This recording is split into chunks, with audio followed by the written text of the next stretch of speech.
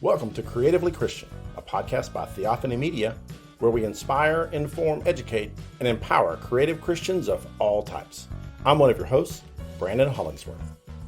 On today's episode, I connect with author and theologian Luke Aylen to talk about his fantasy book series and the various ways he has honed his writing craft.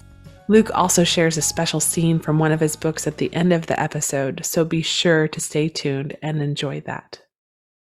Well, hey everyone, it's Andrea Sandefur, your host for today's episode, and I am joined by Luke. And I should have asked you before we even started, how do you pronounce your last name? Because I was going to do it wrong, I'm sure. Oh, yeah. It's Luke Aylen, which is a bit of a weird pronunciation, so don't worry. No, Most people call me Alan, but I answer to anything. You, I. Aylen, I love it, and Aylen. That sounds very UK to me, that pronunciation. So I love it. So Luke, I am so glad to have you on today. And Luke is an author, and he's going to tell us all about what he's written and his process today. But let's just get started. Tell us a little bit about yourself, where you live there in the UK, and a little bit about what you do. Oh, wonderful. Well, first of all, thanks for having me on the podcast. I'm delighted to be able to join. It's great. My name's Luke. I am an author for sort of fantasy for older children, into sort of young teens, and but a bit of a mix of like creative background. So I've been involved in sort of script writing and direction stuff. I did some years running a bit of a small film company. I started with sort of wedding photography. So I've dipped into like lots of different creative areas. But the weird sort of the strange turn in my life has been that for the last 3 years, I've been training for ordination with the Church of England. I've actually just become a priest in the Church of England. So, so I'm now sort of balancing ministry with continuing theological studies with then a bit of the creative stuff. So it keeps life full. But each of those are really rewarding areas. And I now live in Hereford, which most people around the world will probably have no idea what that is. It's sort of on the border between England and Wales. And lovely. Beautiful, beautiful area. So really, really lovely place to be. So yeah, whenever I look at like a Google map of Great Britain and I look at the area of Wales, it just looks so green over there. Oh, yeah. Very lush. And I've never visited much outside of London. We took a bus ride from London to the Dover coast, and that was the extent of my England experience. So you're missing out. Next time, come to the Welsh Marches and Hereford. And Exactly. I mean, Wales, the mountains are incredible. So I'm a big lover of mountains and cliffs and sort of really dramatic landscape. I mean, yes. As a fantasy author, that just gets me in the zone to see that sort of stuff. So, I can tell you draw a lot of your creativity from your surroundings, probably in writing what you do. So, I can't wait to talk to everybody about that. I even have enjoyed Luke's books that he has put out. They're wonderful, and I kind of pre-read them and. Thinking of having my kids read them this school year. They have to write like one book report a week. And I just love how, I think your stories have beautiful storylines and everything. So I'm excited for them to enjoy them too. But so it sounds like God kind of had you doing a bunch of different things. And then all of a sudden, these stories, how did he call you into writing these stories? Yeah, well, I always feel like a little bit of an imposter as an author because I've not come in through the normal route. And I feel like I'm quite fortunate and I've bypassed a lot of the most painful part of the process that many authors have to go through with trying to get their first book before the right person. So I mean, kind of as you heard, like, my creative background, I kind of think of them all as being about storytelling and curiosity and playing about with creativity. And I think what drew me into writing, books, was that I'd done photography and video where, you can do a certain extent, but when you start to get some of your visions, you're like, gosh, unless I have a huge amount of money and, massive budget, massive crew, there's some limitations on what I can do. You can still do a lot within that, but there's still some limitations. And then did quite a lot of stagey stuff when I worked with big Christian events company and sort of festival here in the UK. And again, was given so much creative freedom, which is brilliant, but budgets and staging and things like that limit you.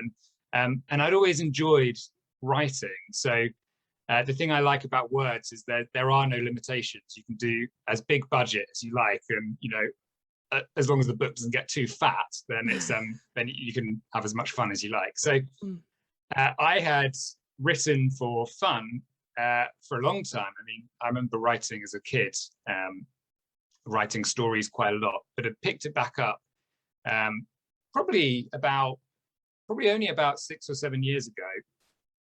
Picked up writing just for fun, and I would work on my own storylines and story ideas. I had a friend who would meet up once a month. We both aimed to write a chapter, and we'd sit down with a glass of whiskey each and discuss our chapter, and give each other advice. But fell into the books slightly through a strange route, in that while I was working with Spring Harvest, this big Christian festival in the UK, my role involved creative direction for the events, which covered a whole plethora of different fun elements. But one of those was what's known as the Big Start, which is it's like a cross between pantomime, if you know what that is, with Holiday Bible Club, with church service, and it's this half an hour all age extravaganza that happens each morning of the festival, where it unpacks sort of one theme that's going to be explored across the whole site in all different age groups, with adults and families and kids for that day. And we had the real joy. I loved that job because I was able to draw in theatre companies and dance troupes and artists and musicians and all sorts, and all of that was then thrown into creating this exciting all-age thing that we were doing. And we'd often pick a theme to sort of base that around, and then we'd be exploring normally some narratives from the Bible. But this year our event theme was the Book of James, which is an amazing book full of great wisdom that's really applicable across all ages, but isn't a narrative and doesn't automatically lend itself to sort of a show, a production, a storyline that you could unpack each day. So we'd also then chosen sort of fantasy adventure as being a way of exploring it, because it's all about this sort of brave discipleship that we could learn through the wisdom of James. And so I was writing the scripts for those morning sessions, which would go those sort of 5 days. The theatre company would be carrying through this fantasy adventure story that unpacks the wisdom of James, which then would be sort of further explored through the rest of the event. And it was coming together really well, and we were all getting really excited about this. And I turned to my boss and I said, what would be really brilliant is, we produce tons of resources for adults to go away and think about their discipleship and dig into the themes and to, a bit of a commentary on James. Why don't we do something that families and children can use after the event, can dig into James deeper? And I said, we've got this story that we're doing for Big Start. We've got this theatre production. Why don't we get someone to turn that into a book? Thinking, we knew lots of authors who we could ask. And she said, oh, well, great idea. Why don't you have a go? And if it's awful, we get someone else to rewrite it. And then, I don't know, maybe they ran out of time because they just stuck with my book. So, and then, because that went down well in the event, I was absolutely delighted when the publisher came back and said, oh, your first book, people have loved it. Do you want to make it into a series? And that was really lovely, because to do books 2 and 3, then I was given a huge amount more creative room and flexibility, and able to explore where I wanted to go as a writer. So I feel really guilty whenever I talk to other authors who have gone through that painful process of sending their manuscript to dozens of agents or publishers and getting all those notes of rejection, because I slightly fell into it via a strange side route. But honestly, I mean, for me, that's part of what makes it feel like it is part of God's call, rather than me sort of just striving away in my own sort of efforts. It's not to say other people who go the other route are doing that, but for me, I think that was quite an affirmation to say, gosh, I hadn't planned for this, I hadn't expected it, but I've been given the opportunity, and it's been so life-giving and exciting for me. I've loved writing them, loved sharing them, loved engaging with people over them. So feels like a real gift of God, to be honest, that it happened. Truly. I love I love that story of how they came to be. I think you're right. It's especially that person. I love the person going, well, why don't you just tackle it? Yeah. That happens so much in our lives. Somebody Yeah. else seeing something in us and telling us to go for it, and watching God work with us through that. And that's really exciting. I want to circle back because you said something early on that you had done with a friend. You guys wrote like chapter by chapter and you met together. Yeah. And that is such a great idea to almost Oh, have like I talk to a lot of musicians and we talk about co-writing, how mm, we try to write a song together, but you were almost like co-authoring your own separate books, but being an mm. encouragement to each other. I think of like a C.S. Lewis and a Tolkien, like you guys were almost like cheering each other on as you were writing and creating something. And what a Yeah. great I, idea. I mean, I'm so grateful for that. I mean, my friend Josh, I think what we were writing probably wasn't even that good at the time, because normally we would get to sort of, a few days before we were due to meet and realize neither of us had written anything. So we both frantically try and write something, on top of normal jobs and everything. But I think it probably was what gave me the confidence to say, yeah, I'll have a go when the opportunity then came up. And, I sort of thought, well, actually, yeah, I've been working on all sorts of ideas, working on my writing. But no, it was, I mean, I've really missed those. I've moved from where I was, so I'm no longer being my friend I did that with.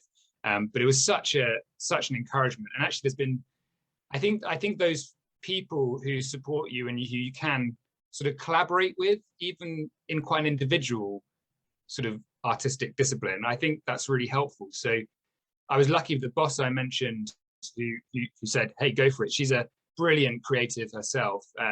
An author as well. So she had done various stuff. So for her to give me the opportunity was a real affirmation.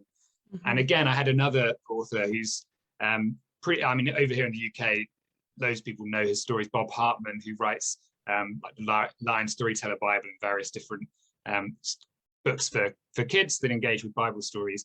And he's just really invested in me as a young writer, worked with me. We'd meet up, we'd get a pint of cider by this lovely pub by the river and just chat through stuff. I'd send him my manuscript. And yeah, I think people like that who just encourage you and affirm you, but also sharpen you and help you grow and improve and develop. Certainly for me, I think that's been absolutely vital. I don't think I'd be able to do this or have the confidence to do this if I hadn't had people like that. Yeah. Oh, I agree. I'm so thankful for people in our lives that God allows to do that with us and for us. Such a gift.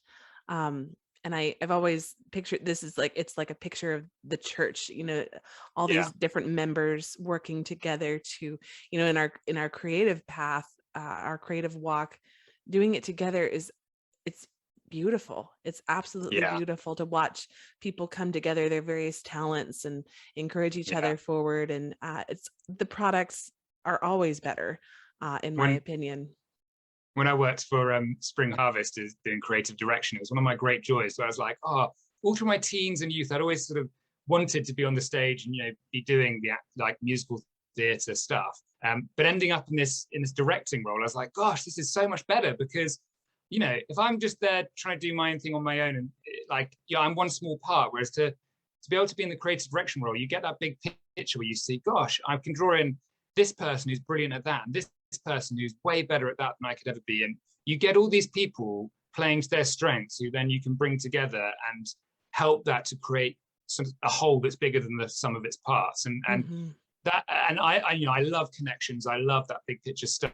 So for me, that was so rewarding. But again, I would see in that a picture of the church and what the church is supposed to be like. We're all coming with our gifts, with our passion. We're working together towards the same goal and end and vision and inspiration that's in Jesus. And I totally agree with what you're saying, I think.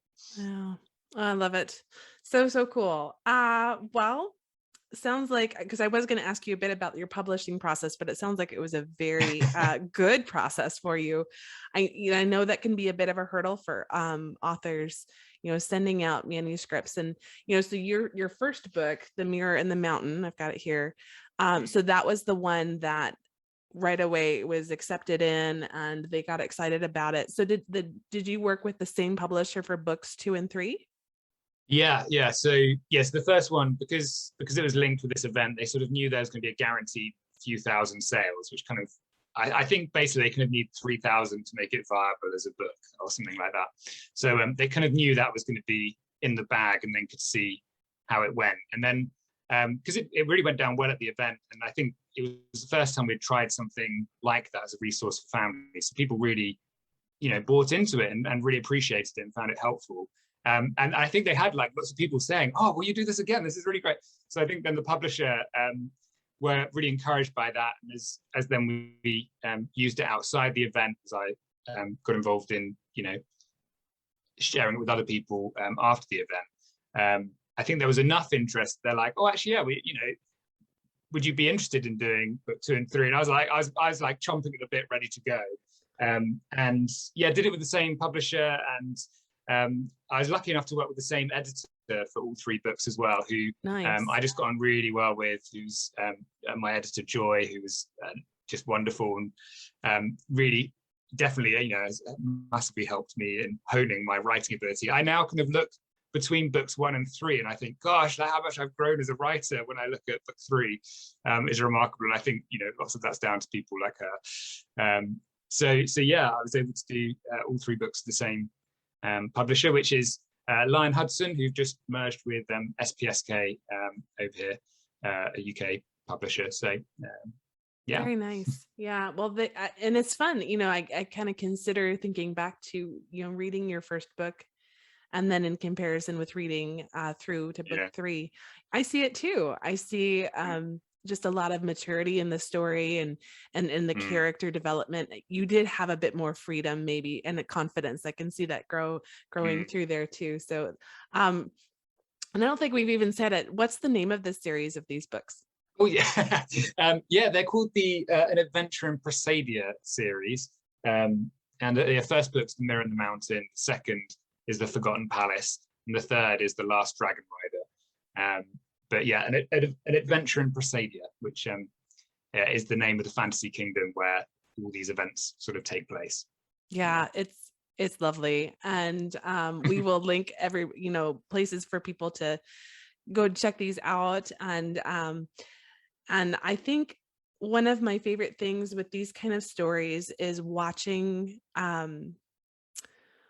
people experience God in ways that they may have never considered before, or a dimension of the character of Jesus that they never considered before.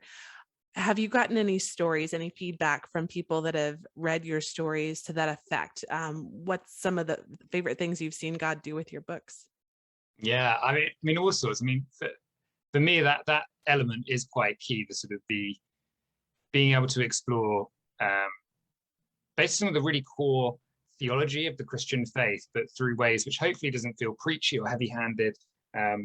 So for me, I'm quite involved I'm doing a PhD in theology at the moment, so I'm very passionate about exploring that. And actually, for me, exploring that in kids' books is really important. I used to have a lecturer who said, if you can't explain a theological idea to a 5-year-old, then you don't really understand it. And that's I've taken that challenge to heart.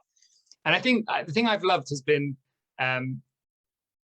parents who have fed back like, oh, my child has actually been growing in their discipleship through these books, and particularly the first book, which engages with the wisdom in James. At the back, there is a section that families can use to basically discuss how the different chapters link in with certain parts of the book of James.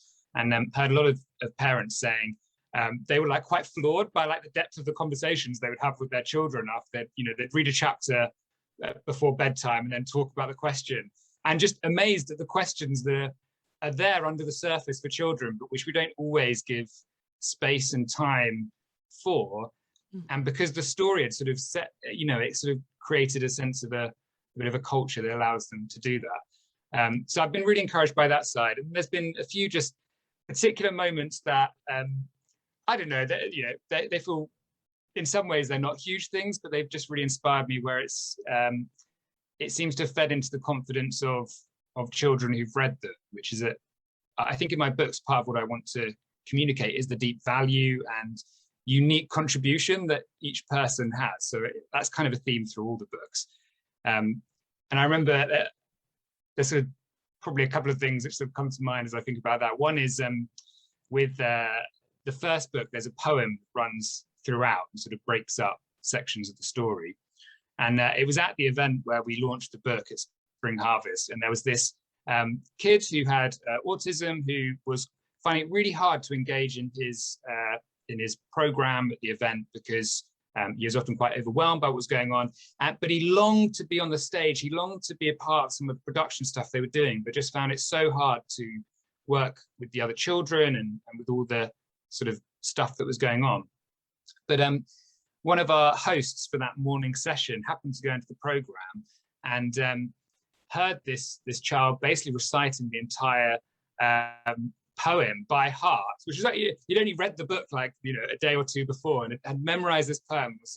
I read it out before the program and sort of was really valued. And so he invited him to come up into our arena on the next morning and do it before 3,500 people. Oh, and this kid who had just desperately longed to be able to be on the stage and be a part of it, got up there and just did it word perfect, did it beautifully, and got like the biggest round of applause. And his mum sort of came up to me afterwards and was like, he's literally going to remember this for his life. And it was honestly, it was such a, I felt so humbled being like, I can't believe I wrote those words, but it's been such a significant thing for him. So that's a particularly special story. And then I get to go into schools quite a bit, and I'm actually quite heavily dyslexic, which always baffles people as an author.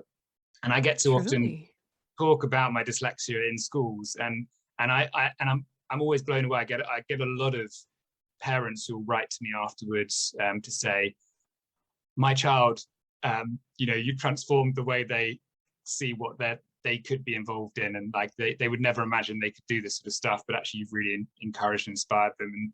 And for me, that's really special, having gone through that journey of, being able to realize that despite my dyslexia, I can do this as well. That's been a journey for me. So to see that make an impact with other children, to give them confidence that their dyslexia isn't a bad thing. Actually, it's a bit of, it unlocks lots of potential and great things. That's also really special for me, and feels like a way God has blessed me through the books in many ways. That's incredible. I didn't know that, Luke. And yeah. And I love that you get to go into schools and not only share about these stories and but to be able to minister to others through maybe something that you felt is a bit of a thorn in your side at times, but God's using it in a really impactful way. That's awesome. Yeah, no, for me, it's become quite a significant thing to realize that my dyslexia isn't, I'm not sort of like an author despite my dyslexia. I actually think it's my dyslexia which unlocks the creative side of my brain and helps it, ignite my imagination and get me into the shoes of other people to journey within the stories. And yeah, and frankly, I don't enjoy pushing and plugging my books and trying to get people to buy them. Whereas I do love, being face to face with children who I can actually speak some words of truth and life and affirmation and encouragement into them.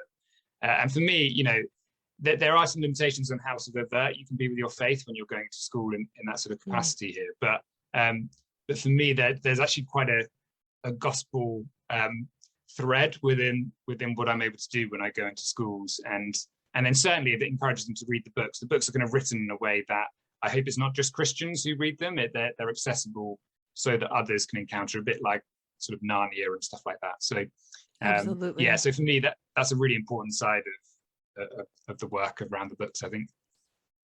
Absolutely, I agree that it is very present in your storyline, but subtle enough that I feel confident to gift this series to, maybe a family that isn't necessarily a believing family. And I believe it would bless their children and maybe spark something in them to ask good questions and to explore their faith. And so that's incredible. Yeah. I love the story of the young man reading the poem. That just, it just warms my heart. It gets me every time. Even when I just think about it, I'm like, whenever I read the poem, I think of him now, like stood on that stage reading it. So, so he's changed me as well. I love that. One of my nephews, he's 18 now. He's very high functioning autistic, and he was just recently in a High School Musical. Oh, wow. And I didn't get to go travel back to go see it, but I'm hoping there's a DVD or something I can. Yeah. I guess he got up there and he of course he memorized everything, and that was just probably he memorized it the first week, I can imagine. And I guess he just got up there and sang his heart out, and I'm blown away. And my mom and my sister, his mom, said that it was just amazing to watch him do that and to tackle that. And these kids are amazing. They're absolutely fascinating. So anyway, the power of memorization in those kids is inspiring. So yeah. Well, let's see. Most authors are also readers, and we love to kind of pass along recommendations to our audience. If there's any books that you have enjoyed over in the past, especially as, you know, a budding author or just trying to figure things out, have there been any books of inspiration or skill building that you could recommend to our audience that are looking to become story writers?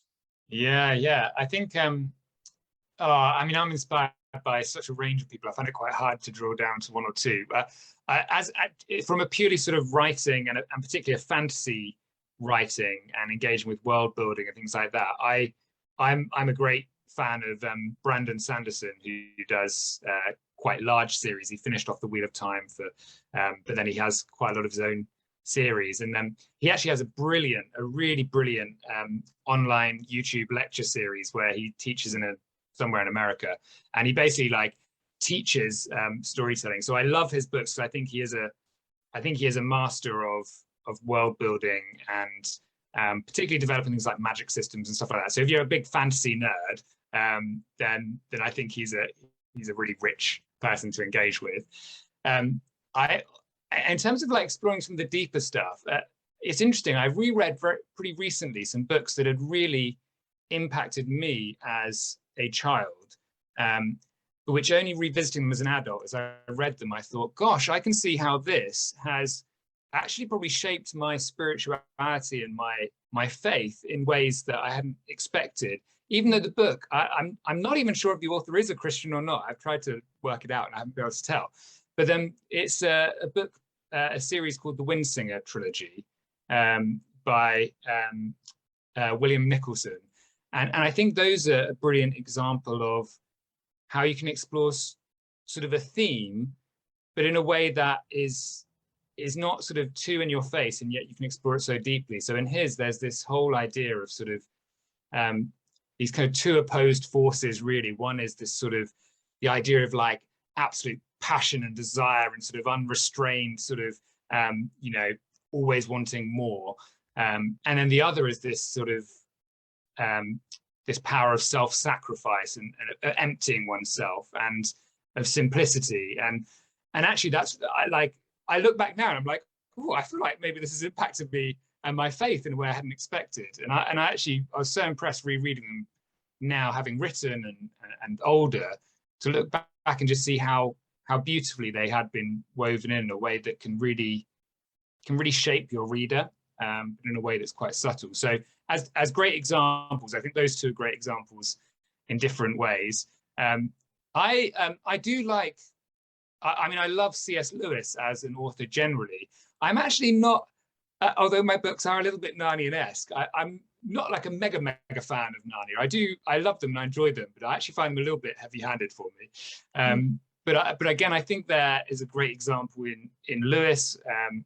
And although Tolkien claims he doesn't, he's not exploring his faith or real issues in his books, I think, the author's worldview always infuses their work. So they're masters of fantasy as well, and a bit old school in some senses now, but still really rich. And so I find them inspiring. And then, in terms of sort of honing the craft, I think for me it's about, in some ways, it's about just reading as widely and as often as I can to really just experience the very, very different range of the ways that people do it, and just working out what is it that I love, what is it that I really admire in these books? And I think also doing that alongside writing changes the reading experience. So I revisit books now, which as I read them, I've got the sort of the author's lens on, as well as I'm looking like, oh, that really moved me, that scene. What was it that the author did that really moved me? So I think actually a part of my encouragement for people who are sort of thinking, or maybe I could get into writing, is actually just to start and then to continue reading as you're doing that, and just and I think the two skills actually enrich each other. So my writing makes me a more avid reader in some ways, and my reading makes me hopefully a better writer. I completely agree. And as a songwriter, I do a similar thing sometimes, where I try to listen wide. I try to listen to all different types of music. And if there's a particular song that's really resonating with me for some reason, I try to almost pick it apart, take note of the syllable counts of phrases and the rises and falls of the melody, maybe the chord structures, and just try to figure out what's going on, emphasis of words, where that's placed within a phrase, and just kind of pick it apart. And it's fun, and it can be kind of revealing to see which patterns, or which like you were saying, what is it that is happening in that scene that's really impacting you, and how do you recreate that? So that's really cool. And we'll have to look up some of those, especially the YouTube, the training, or like the storytelling. That's a fun resource, I bet. It's really good. I mean, I think it's a sort of a university level course, but it's all on YouTube. I can't remember what the university is, but it's Brandon Sanderson, and just really great stuff, drawing on loads of great authors. I mean, particularly from the fantasy genre background, but it would apply to whatever genre someone wants to write. Very neat. Cool. Well, thank you for that. And so as we kind of wrap up, we always love to ask our creative people, do you have anything coming up that you're really excited about? Sounds like you've been busy with maybe training and, but are you still writing? Do you have anything else coming up? I'm not writing anything. I'm not in the writing process of anything at the moment, but I'm juggling around various ideas for series. And I think I want to move more in a direction of sort of young adult. I think as I went through this series, they get a bit older as they go through, and I realized my natural audience, I think, probably is young adult, more than kids, and I'd love to explore that. So I've got a few ideas bubbling around there. I have to finish this PhD first, I think, because I think I'm trying to juggle too many projects. So that's my motivation to get done. But actually, that in itself has been a real joy for me. It's a project probably only 3 or 4 people in the world will be interested in reading at the end of it. But it's felt really significant for me as an author. I'm engaging with this idea of vocation and purpose and identity and stuff like this, which just feeds so closely into how do you do good characters and good stories. And I think I'm really looking forward to doing my first fiction writing after the PhD, because I think I've just got so much that I could explore within that. So nothing immediate coming up, but if anyone wants to get the books for Christmas presents to share them with people, that would make me absolutely delighted. And we are in talks with the publisher about maybe doing audiobooks, which I'm hoping we'll be able to turn the series into those. So if you enjoy the books and think there should be audiobooks, then put that in some reviews online, and that might encourage the publisher to go with it. But I'm hoping that'll work, because I consume audiobooks very quickly. So me too. And like get different people to do the different characters, and maybe some swells of music in there, some sound effects. Oh my goodness. There are lots of little songs and poems, and I'd love to see that coming out in audiobook. So I vote yes. Do it. Just mobilize the podcast audience. There must be lots of people. Yes, reach out to Luke if you want to tackle that. And I would love to help in any way, or even just cheering you guys on. I think that would be very cool. I love audiobooks. Actually, that was the first way I ever listened to the Narnia series. It was on our move to Alaska from Colorado, and it's such a long drive, and I had my own vehicle, and I was pulling a trailer, and my husband was in front of me in his own vehicle pulling a trailer, and so I had the car all to myself, and I don't do well in that much silence, so I'm like, what can I do? And I had never read the Narnia series as a kid, and I had always heard they were wonderful books, and so I found them on audio CD. And yes, CD, everybody, the thing that you had to put in your car long ago. At least they weren't cassettes. It wasn't that long ago, but and they were lovely. They were very well done, and there were different characters for the voices, and there was backgrounds, sound effects, and music. It was lovely. So I will try to find the publisher that version of them and send you what I'm envisioning for your own. I'd love to listen to it. It's been a few years since I did Narnia, so I'm probably due for a reread at this point. Yeah, that sounds wonderful. Well, I hope that happens, because that will be something I jump on right away. But okay, well, we love to end our episodes. I would love to pray for you as we finish out. And then everyone, Luke is going to read to us. I asked him to do this just to kind of give you a taste of what his books kind of contain and the heart behind them. So Luke, we're thrilled that you're going to be willing to do that for us as we close out, but let's go to prayer first. Well, Father God, thank you for this time to get to know Luke, to hear a bit of how you have taken him along this creative journey, what you've called him into, and how you've used others to encourage him forward. It's such a beautiful picture of how you're just into every detail of our lives. And that is something that we can take comfort in, that you delight to work through your people for the glory of your name, and that we get to be part of it. And it's such a gift to us, Lord. And we thank you for these books that Luke has written.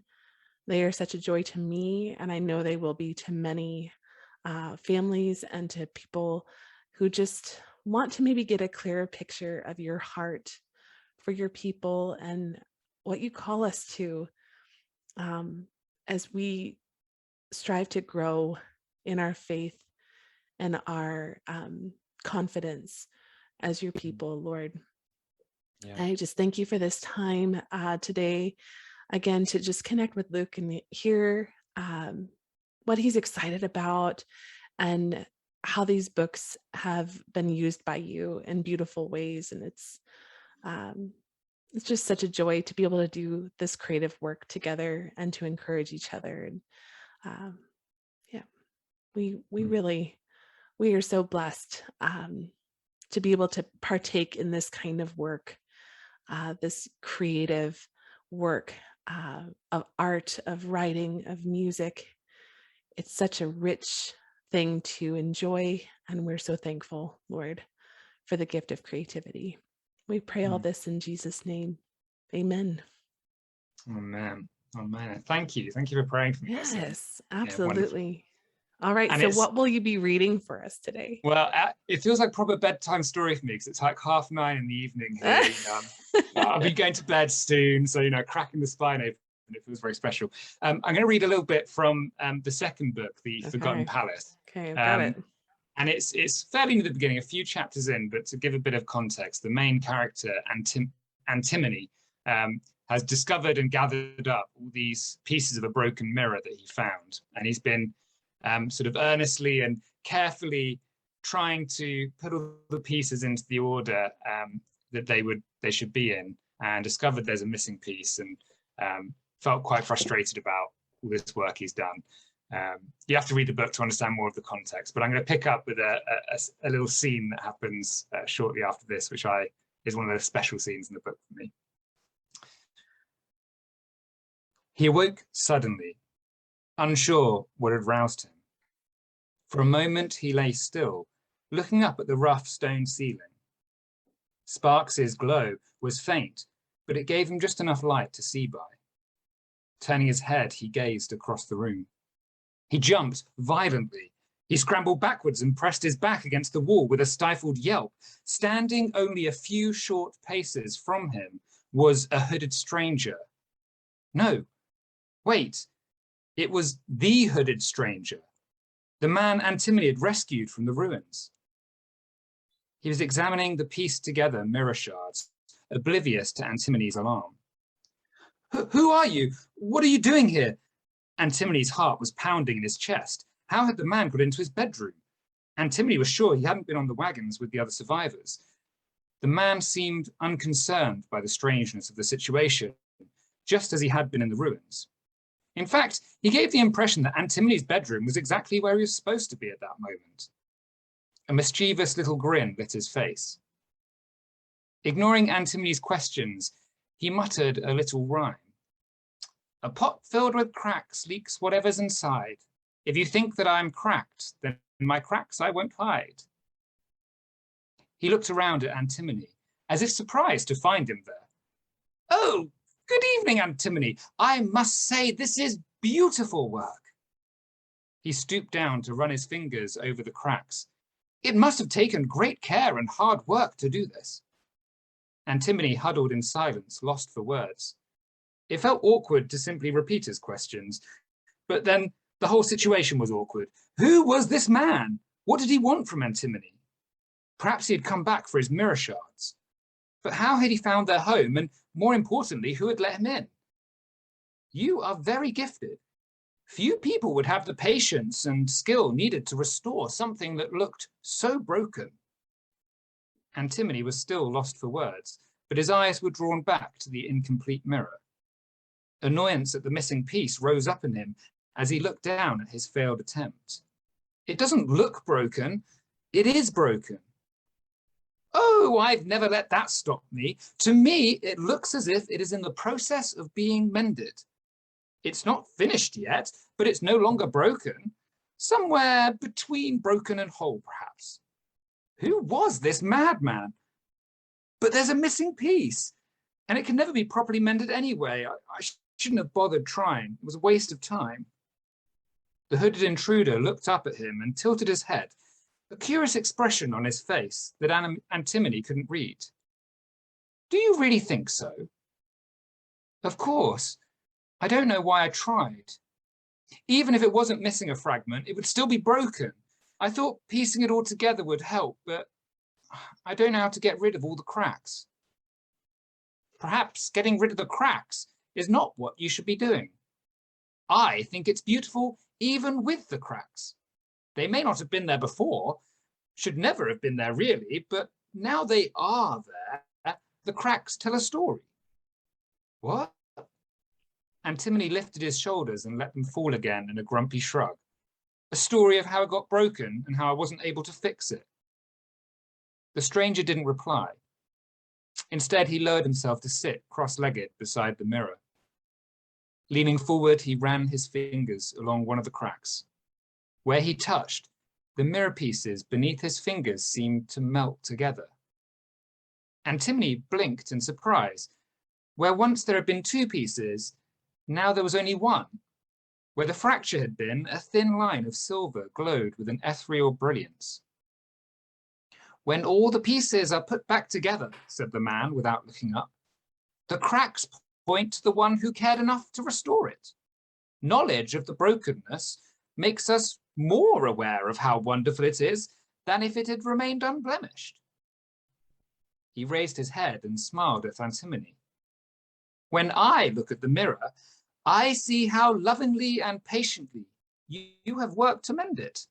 Those cracks are no longer a sign of brokenness, but a sign of restoration. Once again, he dropped his gaze and continued his work, stroking each fractured edge to leave a path of glittering silver as the pieces joined together. Brokenness does not mean uselessness. It does not mean that the broken thing is worthless or that it is not treasured by someone. Why else do we mend things? We mend them because they are precious. We mend them because they are beautiful. He looked up at Antimone again. Because they are of great value. He paused before returning to his work. Often it's only after something is broken that you realize how special it was to you and how important it is to restore it.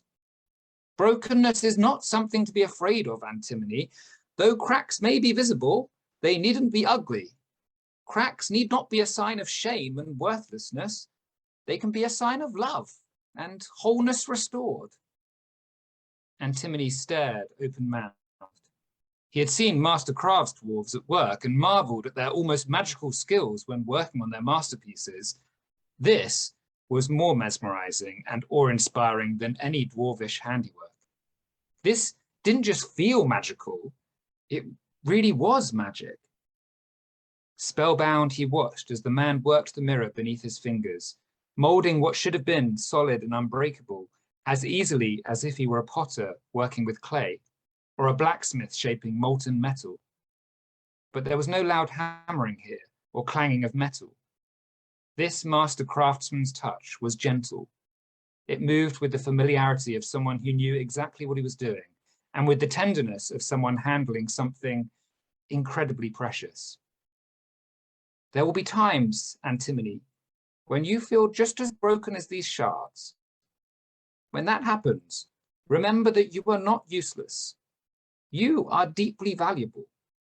Anything that has been broken can be made whole again.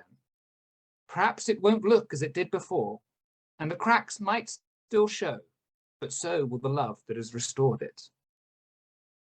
Thank you so much for listening today, everyone. To see the resources mentioned in this episode, you can head over to theophanymedia.com/fantasy. To support the show and join our patron community, where you'll get extra access and exclusive content, visit us at patreon.com/creatively Christian. Creatively Christian is a product of Theophany Media. You can find out more at theophanymedia.com. This show is hosted by Brandon Hollingsworth, Andrea Sandefur, Dave Ebert, and Rachel Anna. Our logo is by Bill Brooks. Bill Brooks and Andrea Sandefur did our music, and Jake Dobrins produces and edits the show.